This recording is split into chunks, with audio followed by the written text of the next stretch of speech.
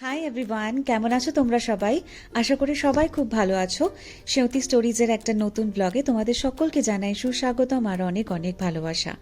আজকে দিনটা একটু অন্যরকম আমার লাইফে ছিল, কারণ আজকে আমি এমন একটা জায়গায় যাচ্ছিলাম যেটা আমার লাইফে এর আগে কখনো হয়নি। মানে আমি যাচ্ছিলাম একটা ইনভিটেশন উপলক্ষে বাইরে, আর যাদের বাড়িতে যাচ্ছিলাম তারা ছিল সৌরভের মানে বন্ধু, সৌরভের ইনস্টিটিউটের বন্ধু। তো যার বাড়িতে গেছিলাম সে নিজে একজন জার্মান আর তার ওয়াইফ হচ্ছে হাঙ্গেরিয়ান। তো এরকম একটা জায়গাতে এর আগে কখনো যাওয়ার সুযোগ হয়নি, সেখানেই যাওয়ার জন্য রেডি হচ্ছিলাম। আর বাই দ্য ওয়ে দেখো, আমি নিজেই আইব্রো প্লাক করেছি, মানে আইব্রো করেছি বলতে পারো, প্লাকিং নয়, জাস্ট রেজার দিয়ে আর কি কাজ চালিয়েছি। এটা অনেকদিন ধরে আমার এই অভ্যেসটা হয়ে গেছে, ব্যাঙ্গালোরে থাকাকালীন আমি এটা করা শুরু করেছিলাম। আর রেডি হওয়ার জন্য আজকে একেবারেই সেরকম কিছু মেকআপ করছি না, কারণ আমাকে হয়তো অন্যান্য মানে শর্টসে প্রচুর মেকআপ অবস্থাতে দেখা যেতে পারে, কারণ আমি মেকআপ করতে এমনিতে ভালোই বাসি, আমার ভালো লাগে মেকআপের নতুন নতুন জিনিস কিনতে, নতুন প্রোডাক্টস তোমার স্টক করতে আমার সত্যিই খুব ভালো লাগে। কিন্তু এমনি কোথাও যাওয়ার হলে চটজলদি হালকা মেকআপে রেডি হতেই আমার বেশি আর কি ইচ্ছে করে। কোনো এক্সট্রা লোড নিতে ভালো লাগে না, কারণ সেগুলো আবার এসে তুলতে হয় অনেক হ্যাপা। তো সেই জন্য বেশি কিছুই করব না, যা সানস্ক্রিন লাগিয়ে নিয়েছিলাম, তারপরে একটু কম্প্যাক্ট পাউডার দিয়ে নিয়েছিলাম, আর অনেক বেশি মনে হচ্ছিলো তাই সেটাও আবার মুছে নিচ্ছিলাম কাপড় দিয়ে। তারপরে শুধু একটু আইলাইনার লাগিয়ে নিচ্ছি, একটু মাস্কারা দিয়ে নিলাম, ব্যাস। আর হ্যাঁ, আরও একটা জিনিস, সেটা হলো লিপস্টিক। সেটা আমি অবশ্যই অ্যাপ্লাই করি, আমি যে কোনো জায়গাতেই মানে যা কিছু করি না করি, কিছু যদি বাদও দিয়ে দিই, কিন্তু আমি লিপস্টিকটা অবশ্যই ইউজ করি। আর এটা হলো আমার একটা কারেন্ট ফেভারিট লিপস্টিক, আমি এটা কলকাতা থেকেই নিয়ে এসেছিলাম, আর এখানে আসার পরে যেন এটা বেশি বেশি করে ব্যবহার করছি। আমার আরও একটা শেডের লিপস্টিক আমি নিয়েছি এই সেম কোম্পানির, মানে মেবলিন নিউ ইয়র্কেরই ভিনাইলিঙ্কের আরও একটা অন্য শেড আমি নিয়েছি।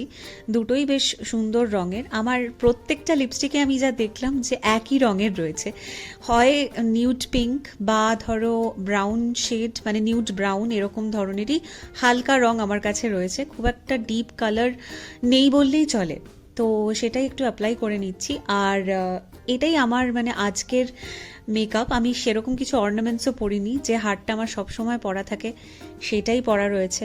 আর কানের দুলও সেরকমভাবে পরতে ইচ্ছে করেনি, জাস্ট দুটো স্টাডস পরা আছে, যেরকম পরা থাকে সেটাই পরা আছে।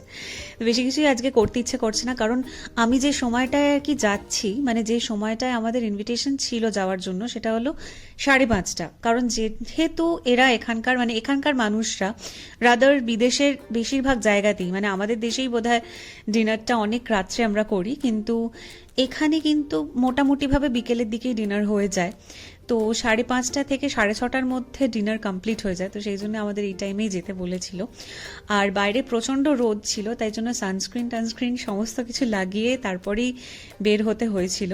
তো আমি মোটামুটি রেডি হয়ে গেছি, আর আমি মাঝে মধ্যে টিভির দিকে একটু চোখ রাখছিলাম, কারণ আমি একটা ট্রু ক্রাইম ডকুমেন্টারি দেখছিলাম। মার কাছে শুনেছিলাম যে নতুন একটা চ্যানেলের কথা মা বলেছিল, তো সেটাই আমি ফলো করছিলাম।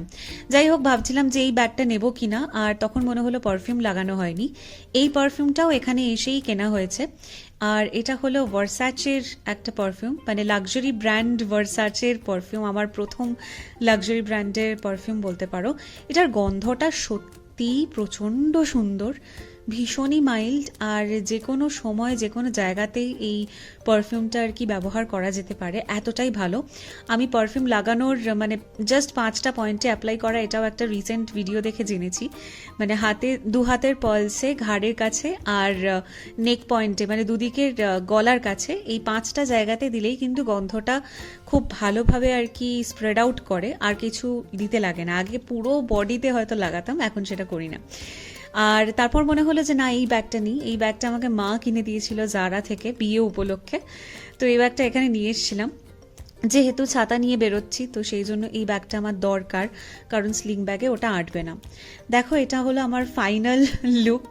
আর হাতে রয়েছে দুটো ব্যাগ, মানে একটা আমার হ্যান্ড ব্যাগ, আর একটা হচ্ছে এই ব্যাগটা। এটার মধ্যে কিছু খাবার রয়েছে, যেহেতু আমরা ওদের বাড়িতে যাচ্ছি, ওদের একটি বাচ্চাও রয়েছে, তার জন্য কিছু চকলেটসও নিয়েছি।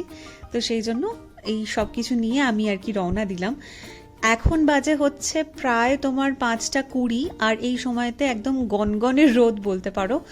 তো সেই জন্য বেশিক্ষণ আর রেকর্ড করতে পারিনি, কারণ ছাতা খুলে নিয়েছিলাম। তারপরে পৌঁছে গেছি ওদের অ্যাপার্টমেন্টে। আর এই অ্যাপার্টমেন্টটা ইনস্টিটিউটেরই অ্যাপার্টমেন্ট, মানে ভাইসম্যান ইনস্টিটিউট অফ সায়েন্সেরই অ্যাপার্টমেন্ট, কিন্তু এটা ফ্যামিলিদের জন্য, মানে যাদের বাচ্চা কাচ্চা রয়েছে তাদের জন্যই অ্যাপার্টমেন্টটা। ভীষণই সুন্দর এন্ট্রেন্সটা, একদম হোটেলের মতন। আমি বেশি কিছু এখানে শ্যুট করিনি, যেহেতু সবাই যে যার মতন এনজয় করছে আর আমরাও আলাপ করছি নতুন নতুন লোকের সঙ্গে। তবে এদের ব্যালকনিটা ভীষণ ভীষণ অ্যাট্রাকটিভ ছিল, অনেক কিছু দেখা যাচ্ছিল অনেক দূর থেকে। আর খাবারের মধ্যে এটাই কিন্তু মেন কোর্সের মধ্যে ছিল। এটা একটা হাঙ্গেরিয়ান ডিশ, যেটা মানে সৌরভের জার্মান বন্ধুর ওয়াইফ রান্না করেছিল। এটাকে গোলাশ বলে। তো এটা এক ধরনের স্যুপ বলতে পারো, এবং এটা ভেগান মিট দিয়ে তৈরি ছিল, আর তার সাথে পাউরুটি। আর এটা হলো ওদের কিউট কিউট বাচ্চা। তো এ এতটাই সুন্দর, মানে ও নিজের মতন আর কি খেলে বেড়াচ্ছে, সবার সঙ্গে খেলছে, হাসি মুখে নিজের মতন আঁকাবুকি করছে। মাঝে মধ্যে একটু অ্যাটেনশন দিতে হচ্ছিল, আদারওয়াইজ ও নিজেই করছিল। আর দেখো, এই দিনকে ছিল হচ্ছে প্রাইড মার্চ। যারা প্রাইড মার্চ সম্বন্ধে জানো তারা তো বুঝতেই পারছো যে LGBTQIA+ কমিউনিটি সমস্ত সদস্যরা এখানে মার্চের জন্য, এবং এখানে একটা বসে গেট টুগেদার হওয়ারও ছিল, কনসার্টও ছিল। তো এই সব কিছুই তখন ওরা গ্যাদার করেছিল, আর আমরা ব্যালকনি থেকে দেখছিলাম।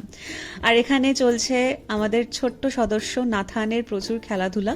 ও নিজের মতলবে খেলে যাচ্ছে, সবার সঙ্গে খেলছে, কখনো আমার কাছেও বল ছুড়ে দিচ্ছে। তো এই সব করতে করতেই আমাদের মানে দারুণ একটা সময় কাটছিল ওর সাথে।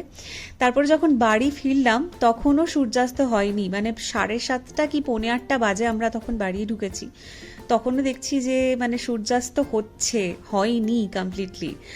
আর ওদের বাড়িতে আমরা দেখলাম যে ঝাল লঙ্কা পাওয়া যাচ্ছে, মানে ঝাল লঙ্কা ওরা রেখেছিল খাওয়ার জন্য। তো আমি জিজ্ঞেস করাতে ওর বউ আবার আমাকে দুটো ধরিয়ে দিল। আমরা বাঙালিরা হয়তো একে অপরের থেকে নেব না ঝাল লঙ্কা, বলবো যে ঝগড়া হবে, নেওয়ার দরকার নেই, কিন্তু আমি নিয়ে নিলাম, যেহেতু এটা ওদের কালচারে কোনো ব্যাপারই না। আর এসব কিছুর পরে রাত্রে আবার খেলাম হচ্ছে আইসক্রিম। যদিও তাড়াতাড়ি খেয়ে নিয়েছিলাম বলে খিদে পেয়ে গেছিলো, তাই একটু ডিনারও করতে হলো ম্যাগি দিয়ে। আইসক্রিমটা জঘন্য ছিল। যাই হোক, এটা এখন আমি দেখি আর ভাবি এটার কথা। আজকের মতো জানাই টাটা, দেখা হচ্ছে নেক্সট একটা ব্লগে। খুব ভালো থেকো সবাই।